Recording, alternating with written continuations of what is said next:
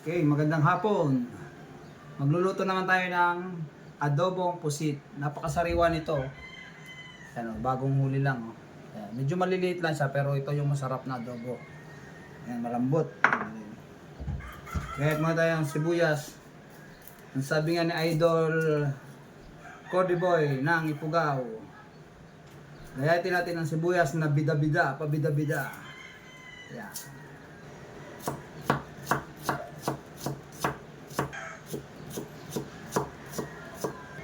Natin ang kamatis.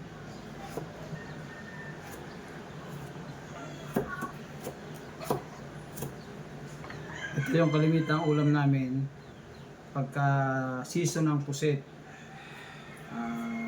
Kasi dito sariwa pusit. Hindi pa nayayiluhan na talagang galing dagat pa lang. Pwede mo na silang salubungin. Kaya hindi natin ang pabida-bidang bawang. Alam mo si Idol Cordy Boy, yung Cordillera, ay idol ko yan. Prepare lang natin itong mga ricado. Tapos yung ano mamaya, yung mga panimpla, pang sahog na iba, mga paminta, toyo, kalamansi, kahit mamaya na yan. Tapos ito naman, lalaga ko lang to. Yan, masarap to, palaga lang. Yung pinaka gitna lang yung kukunin natin. Tapos may sausawan tayong bagoong o kaya patis.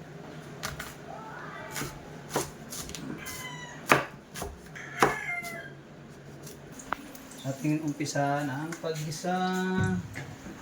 Hinahin natin ang bawang, ating pabanguhin, ating ang sibuyas. Tama lang yung niluluto lang namin kasi dito sa bahay pag may pasok yung mga bata, dalawa na lang kami natitira. Kaya yung tama lang na mauubos. Kasi pagka subang gani, iinit na lang, iinit mo bukas. Ulog na natin ang pusit.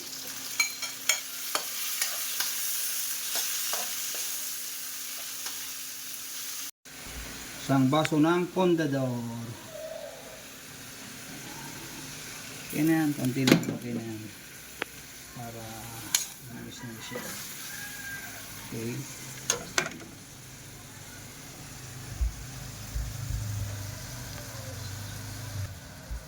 Takip pa natin. Okay. Few minutes. Okay. Malutong na malutong siya, oh. Natin. Oh, suabe, sarap. Oh, sarap niya. Ihalabos naman natin po puso ng saging. Sausaw natin sa bagoong, o kaya toyo, o kaya patis. Bahala na kayo kung ano yung mas gusto nyo na sausawan. Kasi mas naman yan dun sa adobo na pusit.